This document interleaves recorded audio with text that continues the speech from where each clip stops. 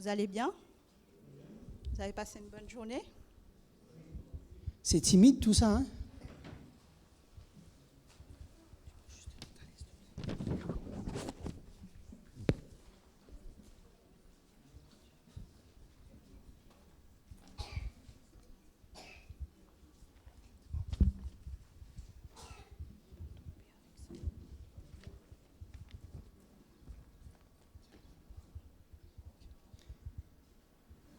Il va bientôt venir, gloire, gloire à Jésus. Dans le ciel, il veut réunir ses bien-aimés élus. Levons en haut les yeux, tressaillons de bonheur. Il vient sublime, glorieux, le grand libérateur. Il va bientôt venir, gloire, gloire à Jésus. Toutes nos douleurs vont finir, le mal ne sera plus, la mort disparaîtra à la voix du Sauveur. Quand pour toujours il reviendra, le grand libérateur. Il va bientôt venir, gloire, gloire à Jésus. Sur la nuit il va resplendir, frères, ne veillons plus. Levons les yeux, voici notre Sauveur. C'est pour nous qu'il revient des cieux, le grand libérateur. Je vous invite à vous mettre dans la position que vous voulez pour qu'on puisse prier ensemble. Prions. Père éternel, mon Dieu, nous te remercions infiniment pour tout ce que tu as fait pour nous pendant cette journée. Merci Seigneur de nous avoir accompagnés dans nos activités, de nous avoir donné la force, le courage, ce dont nous avons besoin pour pouvoir entamer cette journée. Et nous te remercions aussi d'avoir permis à chacun de nous de pouvoir rentrer chez eux et de pouvoir venir ici pour pouvoir écouter ta sainte parole et passer ces moments ensemble, en famille. Nous te rendons gloire et grâce pour cette opportunité que tu nous permets encore de pouvoir nous réunir pour partager ta parole ensemble. Seigneur, nous te demandons ta présence pendant ces moments qui vont suivre, soit avec chacun d'entre nous, que ton Saint-Esprit puisse toucher nos cœurs, puisse nous aider à comprendre ta parole. Bénis celui qui va prêcher de ta part et que tu puisses l'accompagner pendant ces moments. Reste avec nous au nom de Jésus. Amen. Amen.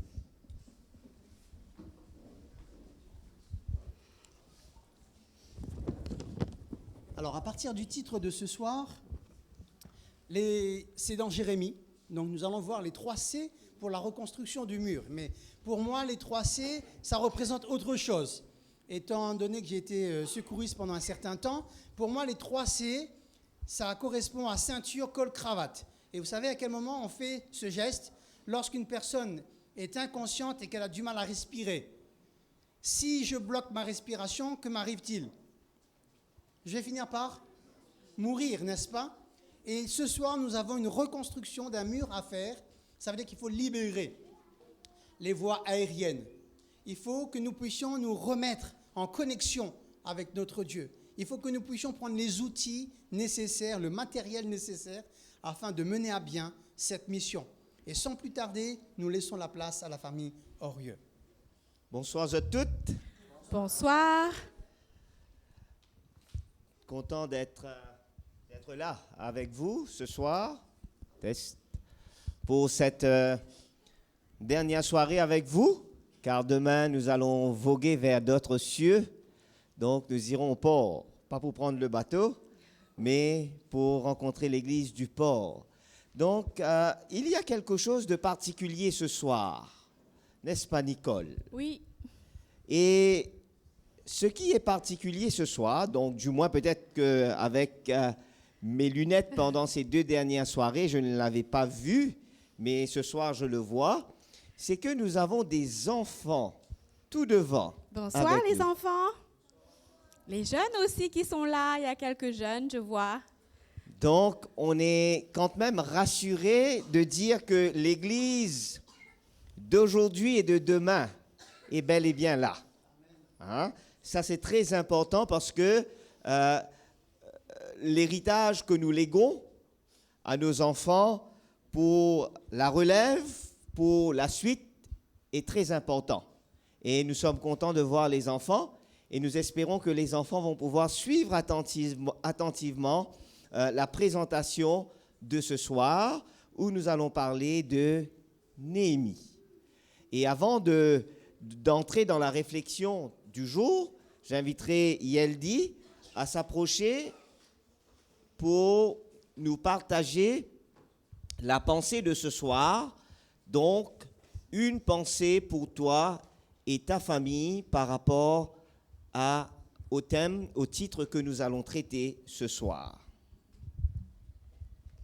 Chaque chrétien doit se tenir constamment sur ses gardes, surveillant tous les chemins de son esprit par lesquels Satan pourrait pénétrer.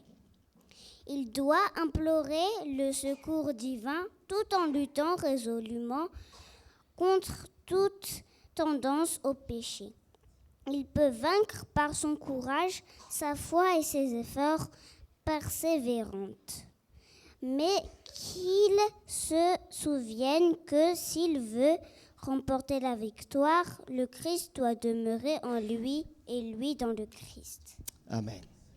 Donc, la dernière partie de cette citation devrait nous interpeller et nous ne devrions jamais l'oublier. Si nous voulons remporter la victoire, pas seulement le Christ doit demeurer en moi, mais aussi moi dans le Christ. Souvent, nous nous disons, quand nous nous retrouvons au cœur d'une situation compliquée, nous demandons à Dieu, Dieu, où es-tu?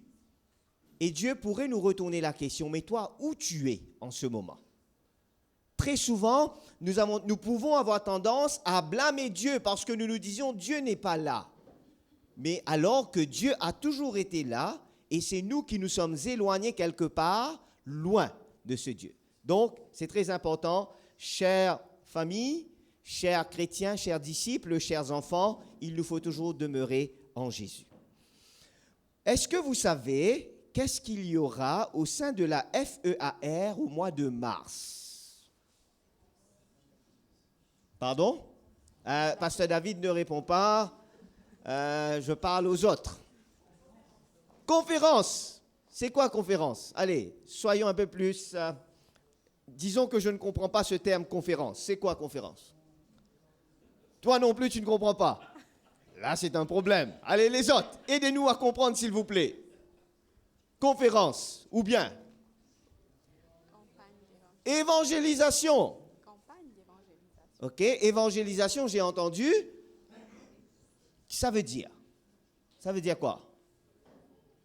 Allez, rapidement. Évangélisation. Qu'est-ce qu'il y aura au mois de mars? On a eu en janvier les 10 jours de prière pour se préparer. On a en février cette semaine de prière pour la famille où on nous parle de l'implication de tout un chacun en commençant par la famille, qu'on doit devenir des disciples, qu'on est appelé à devenir des disciples. Le thème, c'est ma famille, disciple qui en fait, mon foyer, un disciple qui en fait d'autres. Mais conférence, ça veut dire quoi? Allez, rapidement les amis. C'est quoi conférence? Campagne, évangélisation. Qu'est-ce que ça veut dire? C'est quoi? Pardon? D'accord. Pour faire quoi? Allez les inviter pour aller où? Pour faire quoi? Pour écouter la parole de Dieu, n'est-ce pas? Est-ce que vous connaissez les dates? Quelles sont les dates? Ou bien, pasteur Teddy, le secrétaire de la fédération, n'a pas envoyé le courrier, hein? Non, il n'a pas envoyé la lettre aux églises. Donc, quelles sont les dates? Pardon? 19-25. mars, n'est-ce pas? Ce sera où? Saint-Denis. Et puis, ainsi que dans là-bas, dans le sud, au tampon. Donc, Saint-Denis, c'est seulement l'église Saint-Denis, hein? Philadelphie, Saint-Benoît, Saint-André, le port n'ont pas besoin de s'impliquer, c'est Saint-Denis, c'est l'affaire de Saint-Denis, n'est-ce pas? Non. Donc, qu'est-ce qu'on doit faire? Il faut déjà se préparer et aussi préparer une personne qu'on va accompagner à cette campagne d'évangélisation, en commençant par notre famille, mais aussi les amis, les voisins. Est-ce que vous pensez que ça va marcher? Est-ce que vous pensez que ça va marcher? Même si c'est à Saint-Denis, ça va marcher? Hein, sortir de Saint-Benoît, sortir de Saint-André, Philadelphie avec le bouchon. La sœur là-bas est très sûre. Oui, hein, oui, ça va marcher. Oui, ça va marcher. Hein? Oui. Qui sont ceux qui sont sûrs que ça va marcher? Donc, il y en a qui ne sont pas sûrs. Je dirais amen à tous ces mains, Pasteur Wesley. Amen à toutes ces mains qui disent que ça va marcher, mais je vois quand même qu'il y a peut-être la moitié qui dit que ça ne marcherait pas. D'accord? Et ce soir, chers frères et sœurs, j'aimerais vous parler de la loi de Murphy. Est-ce que vous avez déjà entendu parler de la loi de Murphy? Il y a quelqu'un qui s'appellerait Murphy parmi nous? Non. Si? Non? Non. Teddy? Non? Teddy s'appelle Murphy? Non. Eddie Murphy, mais pas Teddy Murphy. OK? Donc, la loi de Murphy, c'est quoi? Est-ce que vous avez déjà entendu parler de la loi de Murphy? Vous vous rappelez, la dernière fois, on avait parlé, Nicole, j'avais mentionné que des fois, on croit dans ce qu'on appelle la destinée.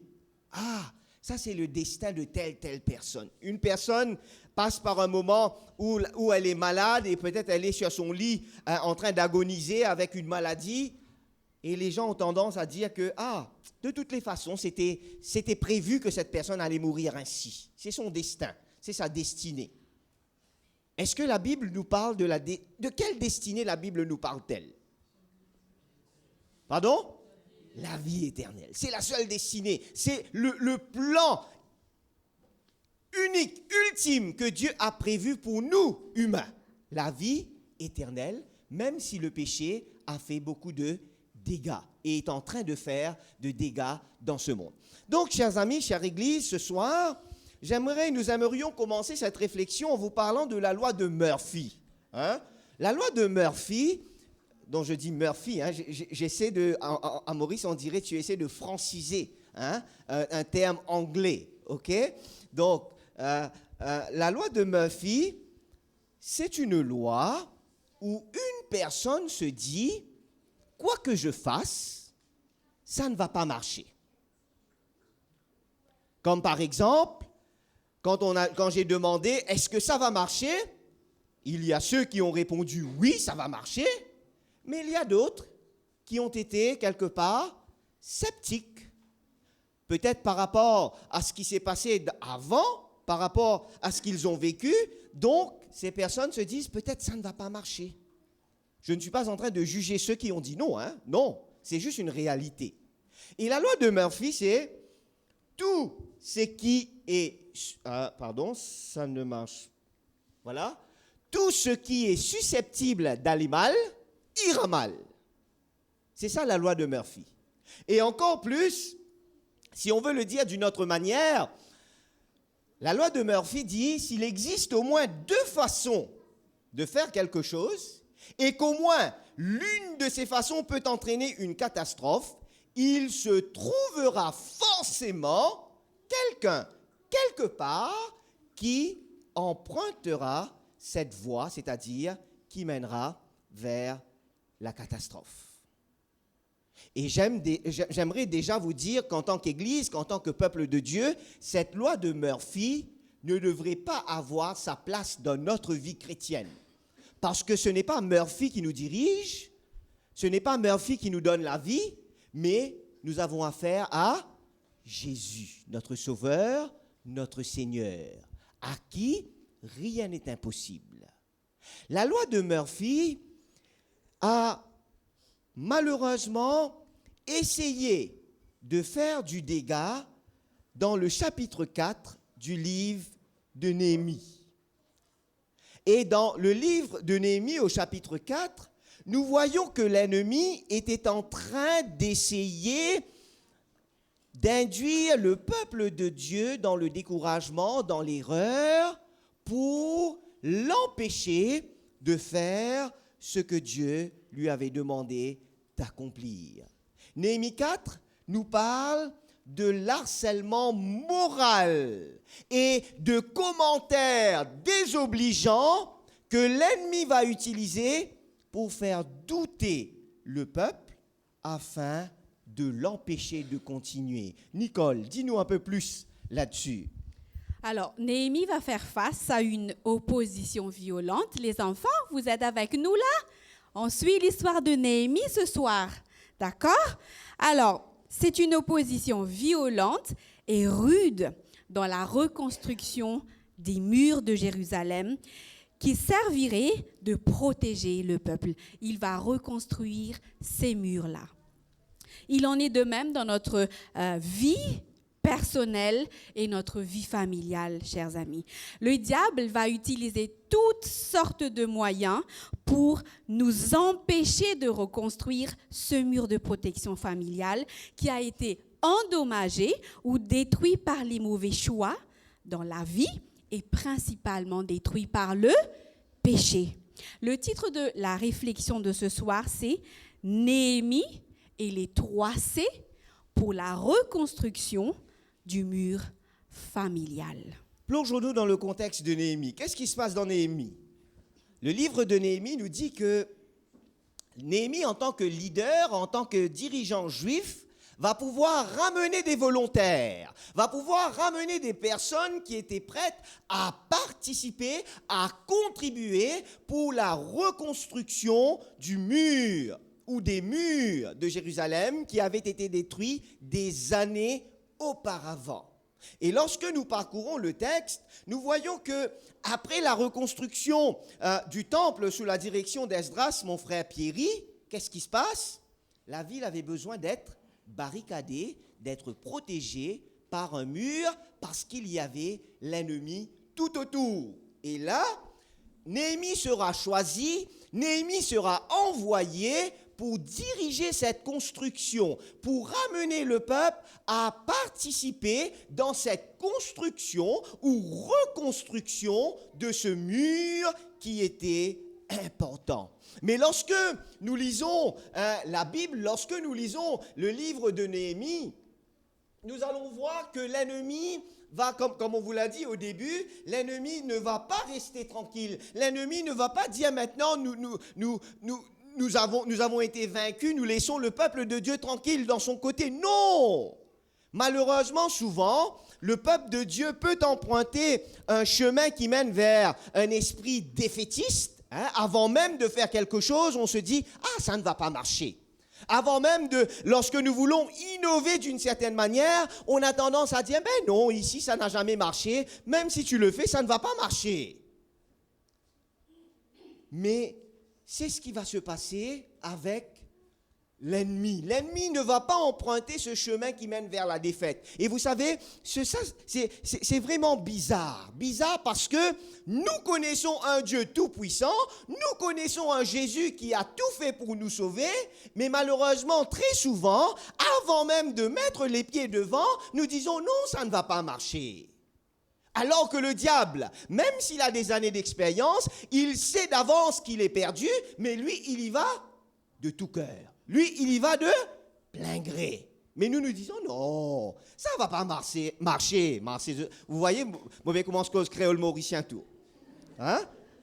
Pasteur Harry, on dit, ça ne va pas marcher, pasteur. Tu ne connais pas l'Église, tu ne connais pas le contexte. Nous sommes là depuis 10 ans, depuis 15 ans. Ça ne va pas marcher. Et la Bible nous dit que l'ennemi va utiliser Tobija, si je ne me trompe pas, et Sambalat pour détourner le peuple de Dieu de son objectif. Voilà. Je ne sais pas pourquoi ça ne marche pas. Ok, ça marche. L'ennemi va utiliser la loi de Murphy pour détourner le peuple de Dieu du but, de l'objectif. Et qu'est-ce que l'ennemi va faire? Qu'est-ce que le diable va faire? Il va utiliser Sanballat et Tobija. Et eux, qu'est-ce qu'ils vont faire? Ils vont utiliser le sarcasme et le ridicule pour dérouter le peuple. Mais Néhémie ne va pas capituler. Néhémie ne va pas dire je baisse les bras, j'arrête. En tant que leader, il continue, il fonce. Et la Bible nous dit que Néhémie va s'orienter, va mettre en place un certain objectif, un plan plutôt, pour pouvoir dérouter l'ennemi, pour pouvoir contourner l'ennemi et surtout amener le peuple à continuer dans ses travaux de reconstruction. Tout comme il vient de le dire, Néhémie ne va pas capituler.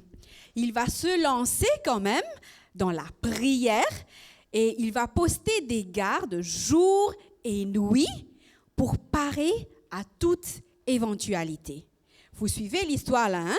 Néhémie va faire un mélange des ressources spirituelles et matérielles à sa disposition. Il va prier, mais il va aussi poster des gardes jour et nuit pour pouvoir être prêt pour toute situation qui va se présenter. Et cette disposition de garde diminua la force physique du peuple, comme on peut le voir dans Néhémie chapitre 4, versets 10 à 12. Et ça va apporter un découragement parmi le peuple. La loi de Murphy semblait donc prendre le dessus et cela risquait de donner avantage à l'ennemi. Et devant toute cette situation difficile, Néhémie ne va pas baisser les bras. Il prit le temps d'analyser la situation. Il va prendre un moment, au verset 13, comme on peut le voir ici. Qu'est-ce qu'il va faire? C'est pourquoi je plaçais dans les enfoncements derrière la muraille et sur des terrains secs le peuple par famille, tous avec leurs épées, leurs lances et leurs arcs. Et puis, au verset 14, il va passer en revue les ressources spirituelles dont il disposait et appela le peuple à les utiliser. Et au verset Néhémie, chapitre 6, verset 15, nous dit, voilà, la muraille fut achevée le 25e jour du mois d'Élul en 52 jours. Donc cela permit à Néhémie et au peuple de surmonter cette épreuve et de terminer la reconstruction en 52 jours. C'est intéressant de noter, chère Église, que Dieu, dans cet appel qu'il a lancé au peuple, Dieu aurait pu envoyer des anges, Dieu aurait pu utiliser d'autres moyens pour reconstruire le mur, mais il ne va pas le faire. Il va demander au peuple de le faire. Pourquoi? Parce que cette reconstruction des murailles de Jérusalem n'était pas seulement une entreprise d'un point de vue physique ou matériel. C'était aussi une reconstruction spirituelle que Dieu voulait faire au milieu de son peuple, au sein de son peuple, en demandant au peuple de participer à la reconstruction de la muraille. C'était pas seulement, Dieu ne voulait pas seulement voir si son peuple si parmi son peuple il y avait des artisans, s'il y avait des spécialistes dans la maçonnerie, s'il y avait des spécialistes dans d'autres domaines. Non! Dieu voulait plus que cela. Dieu voulait voir. Dieu voulait utiliser tout ce processus pour reconstruire son peuple au niveau spirituel. Chère Église, chers frères et sœurs, nous tous qui sommes ici ce soir, incluant Nicole et moi et nos enfants, nous faisons face à l'opposition, nous faisons face à l'ennemi. L'ennemi nous attaque de toutes parts. Lorsqu'il n'arrive pas à le faire sur un front, il utilise une autre tactique, une autre méthode pour nous détourner de l'objectif que nous avons, de l'assurance à laquelle nous devrions être ancrés. La Bible nous dit dans 1 Pierre chapitre 5, le verset 8, le diable, qu'est-ce qu'il fait? Il dort, n'est-ce pas? Il est en vacances. Qu'est-ce qu'il fait? Il rôde, comme quoi? Un lion, comment est le lion? Docile, n'est-ce pas, qu'on peut caresser? Non, comment est le lion? Rugissant. Et qu'est-ce qu'il veut, le lion? Dévorer. Est-ce qu'il a faim, le lion? On ne sait pas s'il a faim ou pas, mais son objectif, c'est de dévorer. Et puisque nous faisons face à cette situation où le diable est en train de chercher toutes les failles, de chercher tous les défauts, surtout en commençant par nos foyers, nous devons être sur nos gardes. Et c'est pour cette raison, ce soir, nous voulons, Nicole et moi, vous partager, vous présenter ce que nous appelons les 3 C que Néhémie a utilisés pour reconstruire le mur. Et ces 3 C, nous le voyons au verset 14 de Néhémie chapitre 4. Et nous voulons élaborer ce soir avec vous, pendant les quelques minutes qui nous restent, sur ces 3 C que nous vous invitons à suivre attentivement, afin que, comme Néhémie et le peuple, avec l'utilisation de ces 3 C, nous puissions nous aussi reconstruire les murs, les murailles familiales pour protéger nos familles des attaques de l'ennemi, pour protéger nos familles des assauts que l'ennemi voudrait lancer ou a déjà lancé pour troubler nos familles et pour troubler nos foyers. Allons voir le premier C. Le premier C serait « Crains point les hommes ». C'est quoi le premier C? Les enfants qui sont là? Crains point les hommes. D'accord? L'ennemi, à l'époque de Néhémie, était hostile. Il était venu avec des mots durs et même des actions menaçantes pour anéantir le projet du peuple de Dieu. Car il ne pouvait pas accepter le fait que Dieu voulait donner à son peuple le bien-être et appeler ce dernier à honorer son nom. Chers frères et sœurs, la famille est une richesse que Dieu nous a confiée. Quand on a une richesse, qu'est-ce qu'on fait? On laisse comme ça les portes ouvertes la nuit. Quand on sort, on laisse les fenêtres qui vont venir après pour attaquer. C'est pas. Mais quand on a une richesse, comme la famille que Dieu nous a confiée, on est appelé à être son gardien et son défenseur spirituel en tout temps. La famille est une richesse que Dieu nous a confiée. On est appelé à être son gardien et son défenseur spirituel en tout temps, contre l'ennemi de tous les âges que nous connaissons très bien, qui utilise toutes sortes de philosophies humaines erronées pour dévier la famille. Un gardien, c'est quoi son rôle? C'est quoi son travail? C'est quoi ses responsabilités? C'est de protéger, n'est-ce pas? C'est quelqu'un qui garde quelque chose d'une grande valeur. En tant que gardien de la famille, on est appelé à veiller physiquement et spirituellement sur les enfants, le conjoint, les proches, sur toute la famille qui est de loin la plus grande richesse. Selon 1 Timothée chapitre 5 verset 8, c'est ce qui est dit. Alors, j'aimerais ouvrir une petite parenthèse là. On n'est pas tout simplement là en tant que parents, en tant que famille ou peut-être parents spirituels à veiller sur le confort de nos enfants, de notre famille. Mais il est dit là de veiller à sa santé spirituelle. Très important.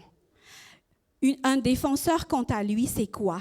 C'est quelqu'un qui défend avec conviction sa croyance et ses valeurs.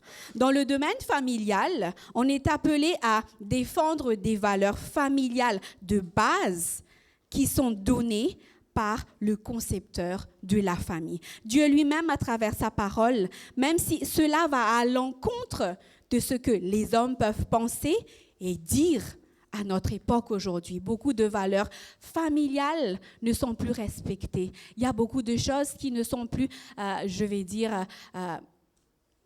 gardées.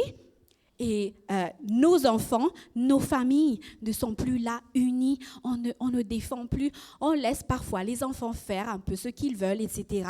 Mais Dieu nous appelle à garder et à défendre les membres de notre famille, nos conjoints, les proches et toute la famille. Donc, c'est braver les hommes avec leur philosophie artificielle.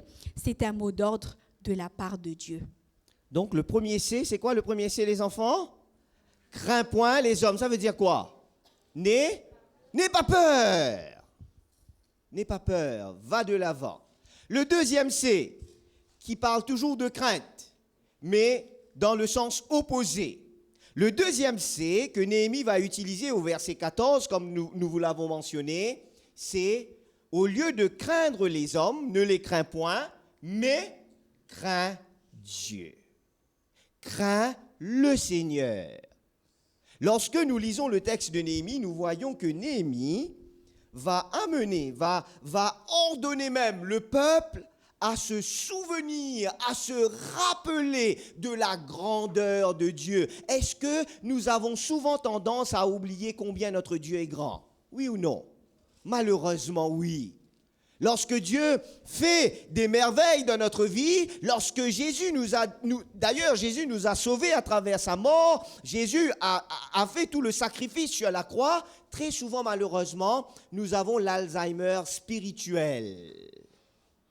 L'Alzheimer n'est pas seulement dans le domaine sanitaire, au domaine physique, mais c'est aussi spirituel. Et là, Néhémie va leur donner un cachet contre l'Alzheimer spirituel. Néhémie va leur dire, rappelez-vous comment le Seigneur vous a délivré depuis le début jusqu'à maintenant. Le peuple, chers frères et sœurs, le peuple à l'époque de Néhémie devait continuer. Ça ne veut pas. Voilà. Le peuple devait continuer la reconstruction du mur, car la puissance de Dieu sera avec ce peuple. Dieu n'avait pas oublié ses enfants. Lorsque Dieu appelle, on dit souvent, qu'est-ce qu'il fait? Qui peut continuer? Lorsque Dieu appelle quelqu'un à faire quelque chose, qu'est-ce qu'il fait avec cette personne? Débrouille-toi, n'est-ce pas? Débrouille-toi maintenant. Hein? Il le qualifie. Il la qualifie, il équipe cette personne. Et c'est ce que Dieu va faire. Chers frères et sœurs, la Bible nous dit, Salomon nous dit, la crainte de l'Éternel, c'est le commencement de la sagesse. Et vous savez, on ne peut pas se rappeler, on ne pourra pas se rappeler de ce que Dieu a fait dans notre vie si on ne craint pas le Seigneur.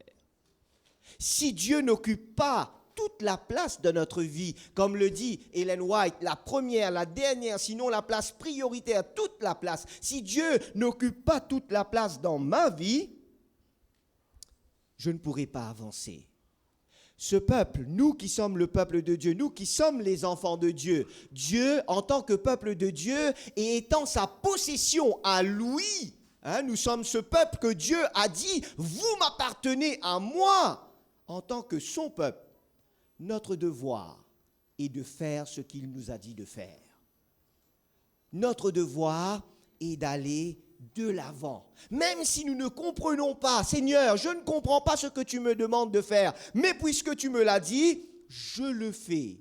C'est un moyen, c'est un symbole, c'est un signe qui démontre qu'on craint le Seigneur, que la crainte du Seigneur est dans ma vie. Récemment, depuis qu'on a eu les 10 jours de prière, retour à l'hôtel, au niveau de notre famille à la maison, on s'est dit, il nous faut avoir un cahier où on prend note de toutes les bénédictions dont nous avons été l'objet pendant toute la semaine.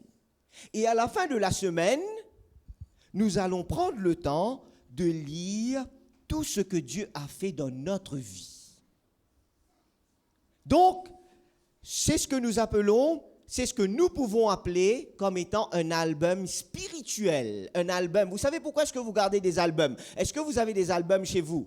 Peut-être pour ceux qui sont nés dans les années 80 ou avant, vous connaissez c'est quoi un album. Mais ceux qui sont nés en 2000, c'est un peu difficile. Maintenant, nous avons l'album virtuel, électronique. Mais quoi qu'il en soit, c'est un album. Pourquoi est-ce qu'on garde des albums?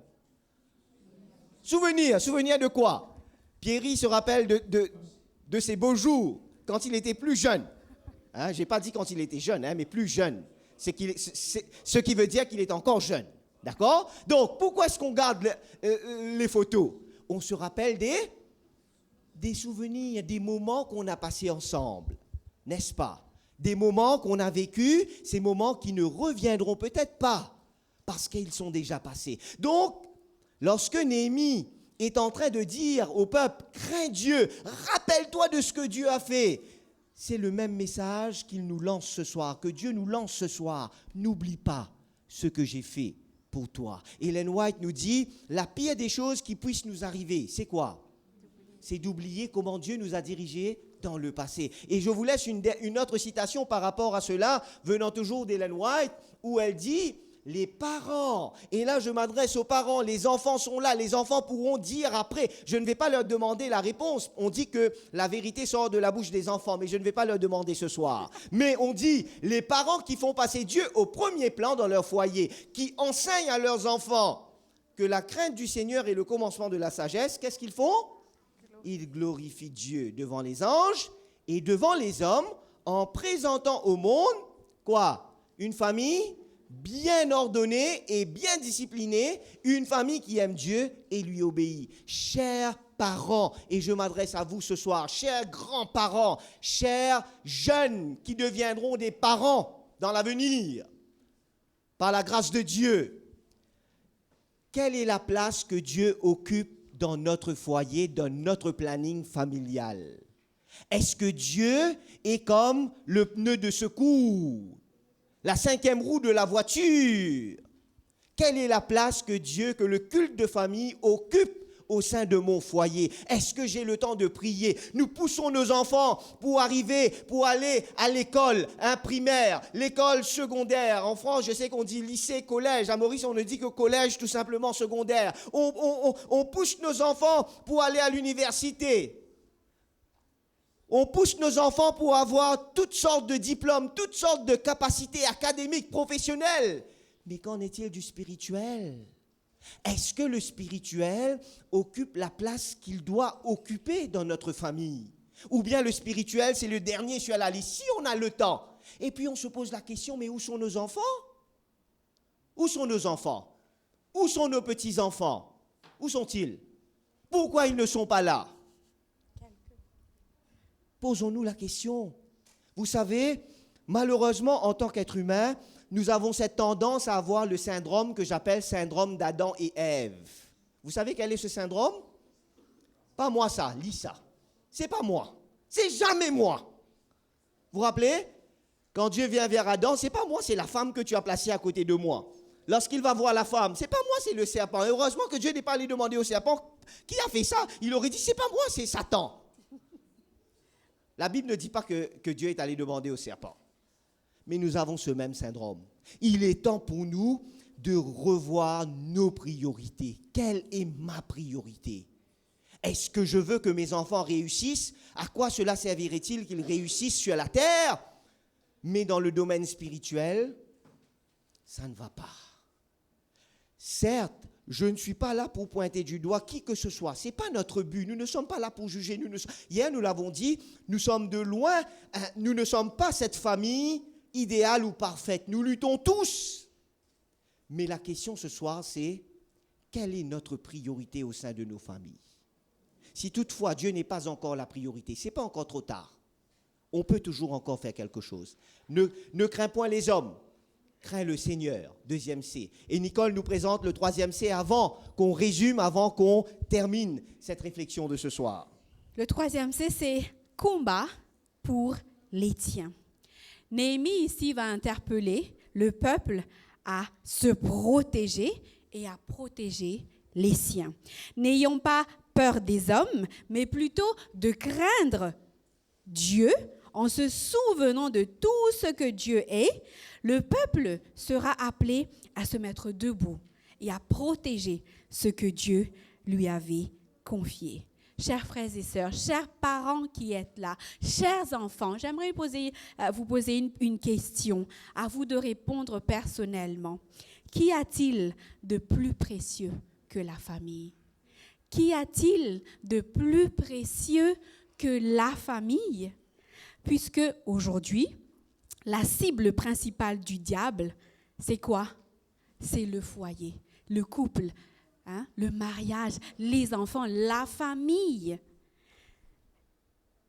Puisque cette cible principale du diable est le foyer, la famille est donc appelée à se battre pour les siens, à se mettre debout comme un champion. Un champion est un modèle pour les autres. Un champion atteint son objectif. Un champion ne recule pas. L'apathie n'a pas de place pour celui qui combat en champion, c'est-à-dire qu'il nous faut bouger. Un champion doit bouger, ne doit pas rester là et ne pas aller se battre pour sa famille. Alors, ce soir, j'aimerais partager avec vous 2 armes que Néhémie va utiliser. 2 armes pour combattre, dans ce combat, pour reconstruire le mur de protection familiale. 2 armes très importantes que nous aimerions laisser avec vous. La première, c'est la prière. La prière est l'une des armes que Néhémie emploie. Au verset 9, vous pouvez le lire au verset 9. Et cette arme, nous sommes appelés à l'utiliser plus que jamais aujourd'hui. Priez pour nos enfants qui ne sont pas là, nos petits-enfants qui ne sont pas là, nos jeunes. J'ai dit tout à l'heure que nous sommes aussi des parents spirituels. Nous avons des jeunes à l'église, on ne les voit pas. Prenons le temps de prier pour eux. Prenons le temps de les conserver dans nos prières. Pourquoi? Parce que la prière, c'est déjà là une arme qui nous assure la victoire. La prière est une arme très importante dans notre arsenal, car notre combat n'est pas contre la chair, mais contre les esprits, et c'est un combat spirituel. C'est quoi la première arme? La prière. Deuxième, c'est la prédication de la bonne nouvelle du salut et l'enseignement de la Bible. Enseignons à nos enfants tous les jours, répétons tous les jours les enseignements. On vient de parler de l'Alzheimer spirituel. Les enfants aussi, parfois, ont tendance à oublier les principes, les enseignements qu'on les enseigne, qu'on les instruit tous les jours. Mais c'est une arme très importante qui permet à la famille de rester dans la bonne voie et de préparer pour la victoire finale. 1 Timothée chapitre 6, verset 8 nous dit « Combat le bon combat de la foi et saisis la vie éternelle. » Néhémie chapitre 4, verset 14 nous dit que Néhémie va appeler tous les hommes, tout le peuple, tous les membres du peuple, ceux qui le pouvaient, à venir, à se soutenir, à se mettre ensemble pour combattre l'ennemi. Parce que Néhémie avait à cœur non seulement le fait de pouvoir continuer à reconstruire le mur, mais aussi à protéger les familles qui étaient représentées parmi tout ce peuple. Chère Église, chère famille, on parle de combattre pour les siens, combattre pour sa famille. C'est quoi combattre pour sa famille? On n'est pas en train de dire ici qu'il nous faut aller dans un magasin là où on vend des armes, des couteaux et autres, et on prend des armes et on va combattre. Non! Le combat dont on parle ici, c'est le combat spirituel. Et quand on parle de combattre pour les siens, quand on parle de combattre pour sa famille, c'est de veiller sur leur vie spirituelle. C'est de pouvoir combler les besoins spirituels de nos enfants, des membres de notre famille, parce que c'est ce qui est le plus important, c'est ce qui est à la base. Et lorsque la base est solide, nous pouvons être sûrs que la construction qui sera érigée ne va pas bouger, ou pourrait bouger, mais ne va pas tomber, parce que la base est une base solide. Tout comme Néhémie commanda, tout comme Néhémie ordonna au peuple de combattre pour les leurs, Dieu nous interpelle ce soir. Dieu nous interpelle aujourd'hui. Dieu nous interpelle maintenant à combattre pour les nôtres, à combattre pour les membres de notre famille. Quel problème est-ce auquel nous sommes en train de faire face en ce moment au sein de notre foyer? Peut-être entre les deux conjoints, il y a des problèmes. Peut-être il y a un souci entre les parents et les enfants. Ou peut-être encore, il y a des problèmes parce que les enfants se retrouvent avec l'un des deux parents, soit avec le papa, soit avec la maman, parce qu'il y a eu des circonstances du passé qui ont amené les parents à se séparer. Quel est notre problème ce soir? Quelle est notre situation ce soir? Peu importe la situation, peu importe le problème, nous avons un Dieu qui peut nous donner la solution. Et vous voyez, ce que je dis, je ne le dis pas de moi-même, la Bible le confirme, et Ellen White le dit aussi dans le livre Prophètes et Rois, et j'aimerais vous partager cette citation. Regardez ce que Ellen White va dire par rapport aux promesses de la Bible. Dieu, lisons ensemble s'il vous plaît, allez, 1, 2, 3, allons-y. Dieu promet son assistance chaque fois que les ressources humaines font quoi? Font défaut.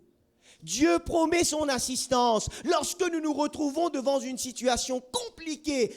On ne peut plus rien faire. Lorsque Murphy veut prendre la place de notre tête dans notre vie. Dieu me dit, Dieu te dit, Dieu nous dit ce soir à travers sa servante, mon assistance est prête pour toi. Mais qu'est-ce que je dois faire? Croiser les bras? Ah Seigneur, tu vas dire que tu vas m'aider, je croise les bras, je m'assieds, et puis c'est bon, on verra. C'est ça, hein? Pierry, c'est ça, hein? On doit prier, on doit agir. Et j'aime bien le cantique, j'avais mentionné cela pendant la semaine. Le cantique 185, qu'est-ce qu'il dit? Prie, agis. La Bible, celui qui a écrit ce chant, n'a pas dit prie et puis fais ce que tu veux et Dieu fera le reste. Non, prie, agis. Qu'est-ce que je dois faire ce soir? Qu'est-ce que tu dois faire ce soir?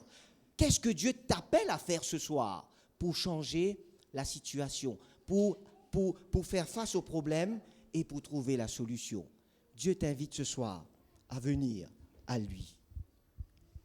Alors que nous terminons cette réflexion de ce soir, il ne nous faut pas oublier que si le foyer est le cible principal du diable, on doit donc s'assurer que notre priorité soit de le protéger en érigeant le mur nécessaire tout autour. Avoir une famille implique que l'on combatte pour elle à tous les niveaux, incluant la spiritualité de notre foyer. S'assurer en permanence de la construction de ce mur de protection et de son entretien pour barricader la famille, ainsi que veiller comme des sentinelles vigilantes, sont des responsabilités qui incombent à tout un chacun au sein de la famille. Le diable travaille dur pour attaquer, pour cibler nos foyers, nos familles, plus encore aujourd'hui en 2023. À nous de reconstruire ce mur familial, de barricader notre foyer pour être protégés contre l'attaque de notre ennemi qui est le diable. Au sein de la famille de Dieu engagée dans ce combat spirituel, la loi de Murphy n'a pas sa place car la victoire est assurée. Amen. J'espère que la victoire est assurée pour toutes les familles dans ce secteur de Philadelphie. Pourquoi pas que la victoire est assurée pour toutes les familles de la Fédération, Pasteur Wesley? Bien sûr. Je n'entends pas un grand amen. Amen. Et que Dieu vraiment aide, inspire tous les parents, les enfants, les jeunes, afin que ensemble ce mur soit érigé et reconstruit. Ce soir, alors que nous terminons ces 3 soirées avec vous, il est temps qu'on fait face à la réalité. Il est temps qu'on arrête de se voiler la face. Il est temps qu'on arrête de vivre en se trompant soi-même. Il est temps de faire face à la réalité. Et cette réalité impliquerait cette question que j'aimerais poser à chacun d'entre nous ce soir. Chers disciples de Jésus, chers membres de la famille, quelle est la place que Dieu et ta famille occupent dans ta vie? Quelle place est-ce que Dieu occupe dans ta vie? Quelle place est-ce que ta famille occupe dans ta vie? Quelle est ta priorité? Ou est-ce que dans quel domaine ou dans quelle direction est-ce que tu t'orientes chaque jour? Quelles sont les priorités de ta vie? Deuxièmement, chère Église, quelles sont les habitudes que ta famille devrait contracter pour favoriser la direction de Dieu afin que ton foyer et que ton style de vie familial soit spirituel? Ce soir, ces deux questions sont lancées à tout un chacun, sont posées à tout un chacun ici. Et il est temps pour nous, j'ai la conviction qu'il est temps pour nous qu'on puisse répondre à ces deux questions franchement. Qu'on puisse demander au Seigneur, Seigneur, donne-moi le courage à voir la réalité. Et devant cette réalité, aide-moi, Seigneur, à prendre la direction qu'il faut, à prendre l'orientation qu'il faut pour que je puisse vivre ce changement, pour que tu sois celui qui occupe la première place dans ma vie, pour que je puisse, avec l'aide des autres membres de ma famille, reconstruire ce mur familial. Nous aurons un chant qui va nous aider à réfléchir sur ces deux questions, ou peut-être plus d'autres éléments que vous avez ajoutés. Et après ce chant, je vais vous inviter à faire quelque chose de spécial. Si toutefois, vous êtes prêts à faire face à la réalité, viens ma sœur, venez. Si toutefois vous êtes prêts à faire face à la réalité, si toutefois vous voulez changer, être transformé, si toutefois vous voulez prendre une nouvelle direction, mettre de côté Murphy, la loi de Murphy, la mettre de côté, la bannir de votre liste, de votre tête.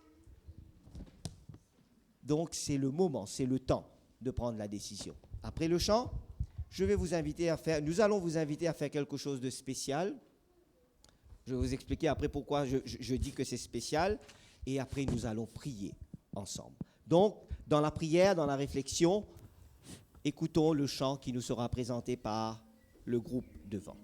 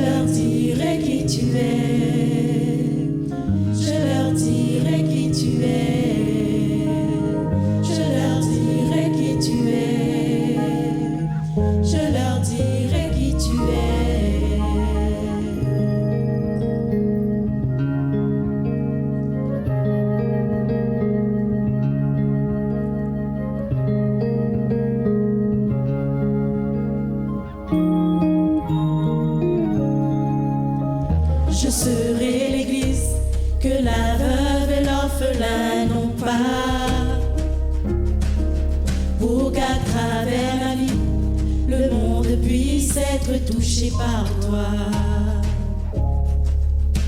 Je serai l'église que la veuve et l'orphelin n'ont pas, pour qu'à travers ma vie, le monde puisse être touché par toi. Je serai l'église que la veuve et l'orphelin n'ont pas,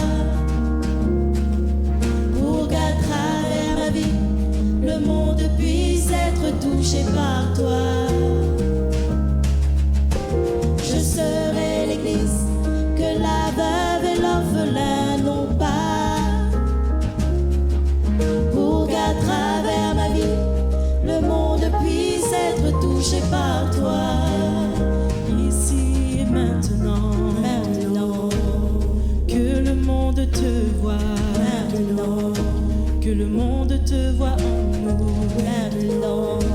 Voilà pourquoi nous te louons, maintenant, et voilà pourquoi nous t'adorons, maintenant. Maintenant, maintenant, que le monde te reçoit, maintenant,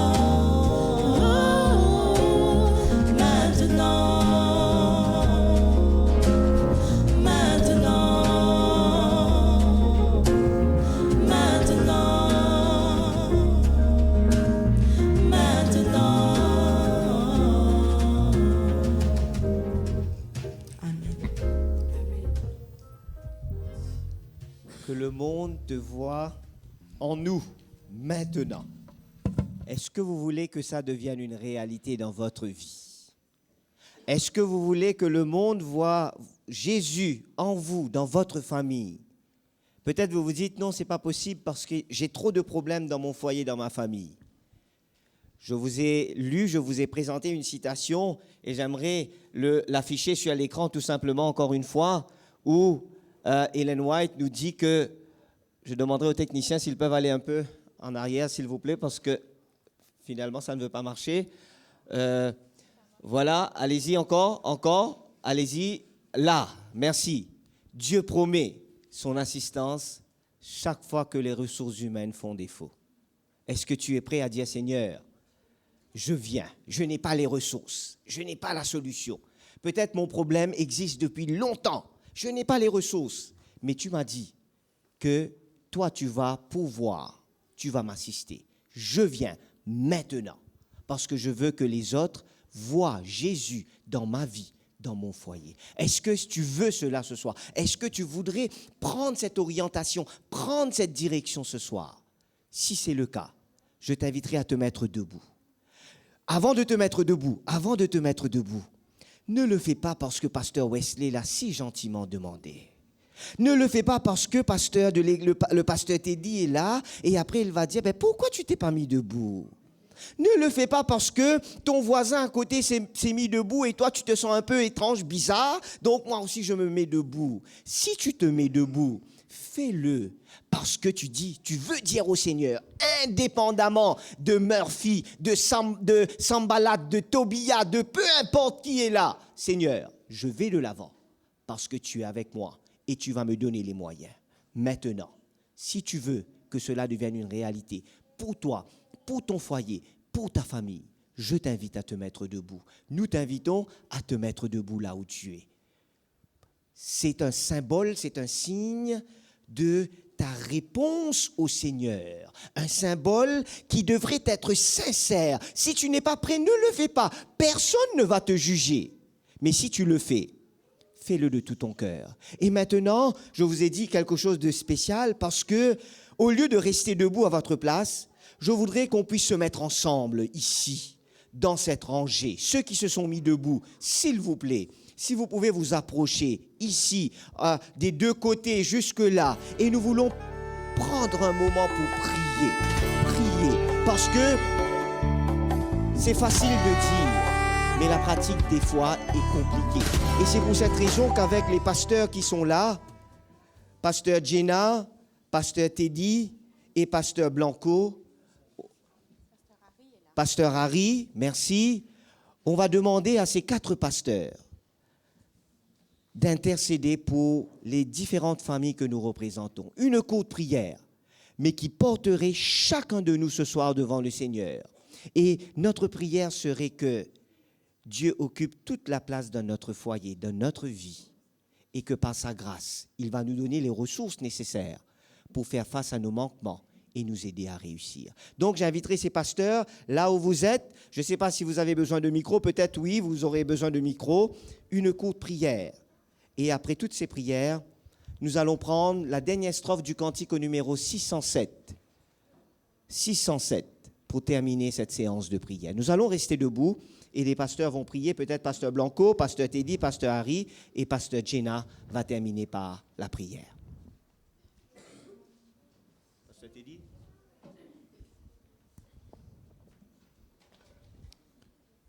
Prions.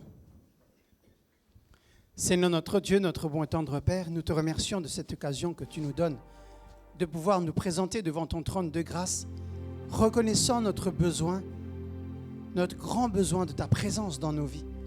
Seigneur, tu nous instruis par tes saintes écritures et tu nous dis, instruis l'enfant dès son jeune âge.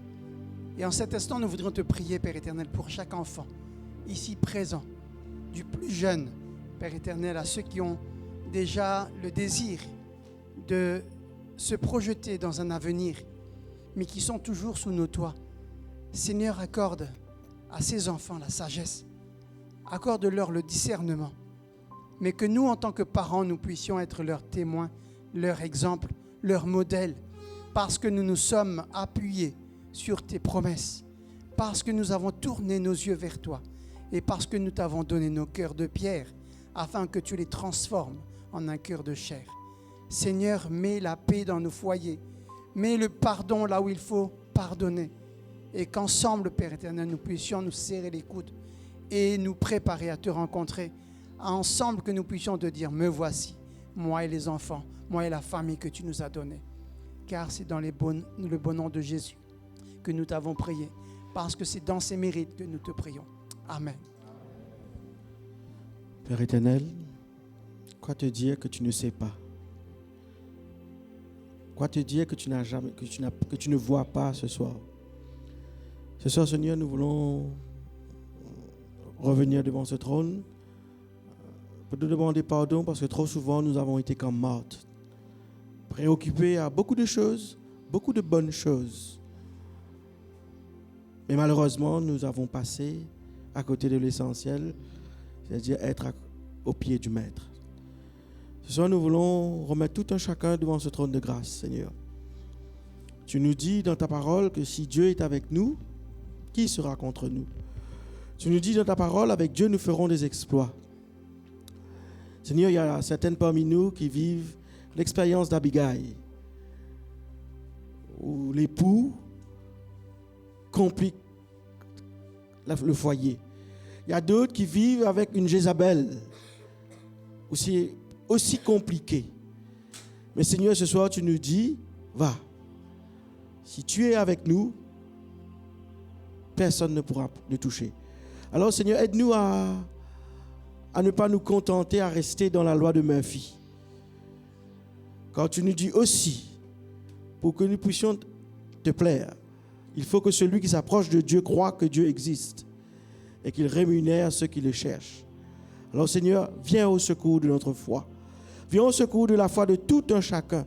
Il y en a ceux ici présents dans cette salle, Seigneur, qui, pour la première fois, entendent les possibilités que tu mets devant tes enfants.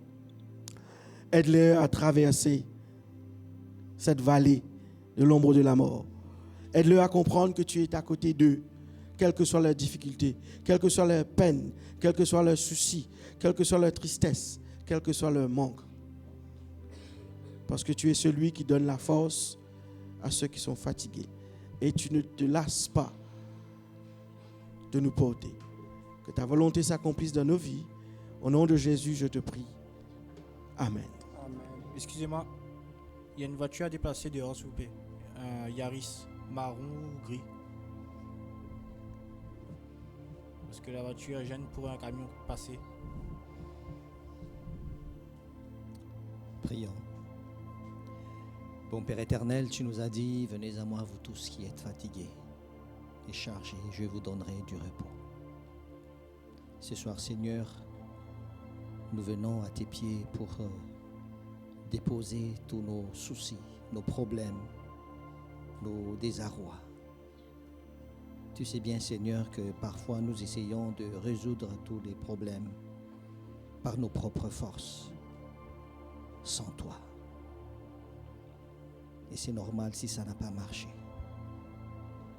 Et ce soir, Seigneur, nous crions vers toi pour que tu interviennes auprès de nos foyers, auprès de nos familles, pour que la paix venant de toi y règne. Puisses-tu, Seigneur, aider nous les parents à être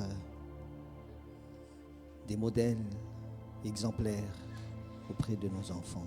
Et à leur tour, nos enfants aussi soient des enfants obéissants, des enfants qui ont la crainte de l'Éternel.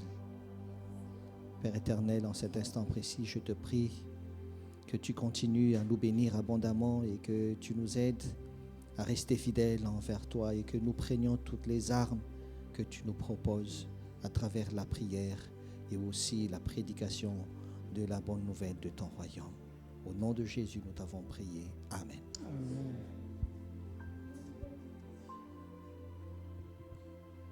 Seigneur, nous voulons te glorifier et te louer parce que tu es le Tout-Puissant et tu vas venir apporter ta force, ta puissance lorsque nous avouons nos faiblesses, nos limites, nos lacunes. Nous te demandons pardon si parfois nous avons perdu de vue la crainte de ta personne. Alors nous voulons ce soir réapprendre à te craindre, toi, le vrai Dieu. Et en trouvant la crainte, peut-être nous redeviendrons sages aussi pour notre propre foyer. Nous voulons aussi apprendre à ne craindre personne et surtout à savoir résister au mal, au malin, au péché, à toutes ces distractions qui chaque jour envahissent nos yeux, nos écrans, envahissent notre vie et nous éloignent parfois de toi.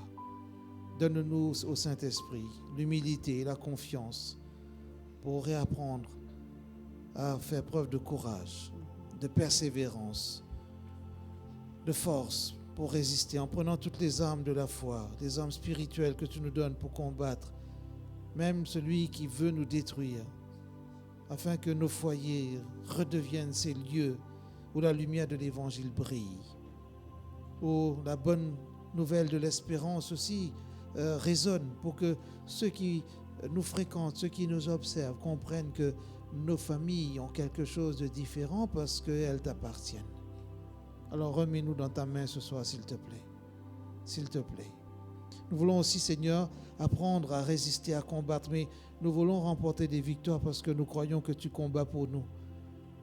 Passe devant, Seigneur. Ouvre nos yeux pour que nous puissions te voir. Comme cela a été dit, il y a certainement des endroits où il y a des mauvais plis qui ont été pris, alors que le Saint-Esprit nous aide avec humilité à te laisser mettre de l'ordre dans nos foyers. Père Saint, nous te prions pour les parents, afin qu'ils se reconsacrent à toi, qu'ils deviennent des disciples, de vrais disciples, pour que leurs enfants voient que ces parents ont pris ta parole au sérieux. Aide-nous en parlant à nos enfants, à leur dire que c'est parce que nous les aimons que nous leur présentons Jésus.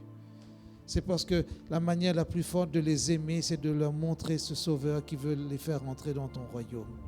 Et que ce soit le premier patrimoine que nous voulons leur léguer, le patrimoine de la foi. Et que cela se transmette de génération en génération pour que parents, enfants, grands-parents, petits-enfants, que tous nous puissions un jour nous tenir sur la mer de verre pour chanter le cantique de l'agneau. Père Saint, pardonne-nous pour toutes nos erreurs, nos négligences. Pardonne-nous parce que nous avons peut-être laissé partir nos enfants et par voie de conséquence nos petits-enfants aussi, qui ne sont pas dans ta maison. Mais si tu nous parles cette semaine et tu nous as parlé à travers la famille du pasteur Aurieux, tu veux nous dire, ressaisissez-vous, revenez à moi. Alors donne-nous cette humilité confiante, ce courage, cette capacité à te faire confiance. Merci parce que nous croyons que tes promesses sont fiables, sont fidèles et que tu es un Dieu de parole et que tu feras au-delà même de ce que nous savons te demander. Que ton nom soit béni, que ton règne vienne dans nos vies et que nos églises reflètent la présence du Dieu Tout-Puissant et que la vérité triomphe, Seigneur, de tout le reste et que le monde, en se posant des questions, entende aussi les réponses que tu veux leur donner à travers ces familles que nous représentons. Béni soit ton saint nom pour tout ce que tu feras aujourd'hui, demain, après-demain, pour chacun de ceux qui veulent vraiment déposer leur vie à tes pieds, au nom de Jésus. Amen. Amen. On prend la dernière strophe du cantique 607. Peut-être vous pouvez regagner votre place et nous allons prendre ce chant comme reconnaissant que Dieu écoute nos prières et qu'il les exaucera selon sa volonté. Nous allons rester debout, si vous le permettez, et nous allons prendre cette strophe.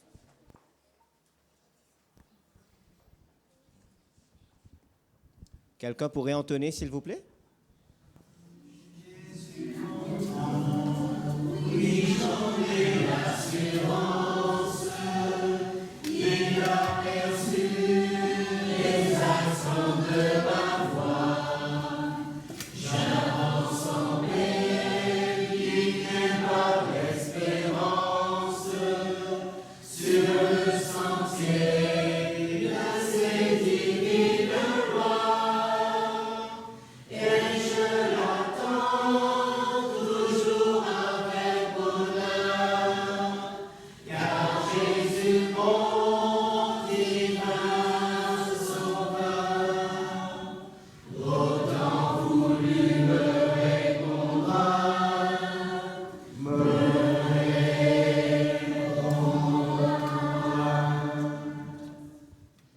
Amen. Merci. Vous pouvez vous asseoir. Nous avons été contents d'être avec vous durant ces 3 soirées. Demain, nous serons au port. Donc, on vous invite à nous rejoindre au port, Pasteur David, n'est-ce pas? Et samedi, n'oubliez pas, à 15h30, le matin, le sabbat matin, et à 15h30 en particulier, nous allons terminer cette semaine de la famille. Donc, notre prière pour vous, c'est que mon foyer, ton foyer soit un disciple qui en fait d'autres disciples. Que Dieu vous bénisse et que sa grâce repose sur vous et sur les familles que vous représentez. Merci beaucoup. Et donc, l'église de Philadelphie sera également fermée samedi matin, donc vous pouvez rejoindre l'église du port. Et n'allez pas trop vite, on nous a préparé quelque chose à l'arrière. Donc, prenez la direction vers Teddy, suivez Teddy et il vous emmènera à l'arrière. Que Dieu vous bénisse. À tout de suite.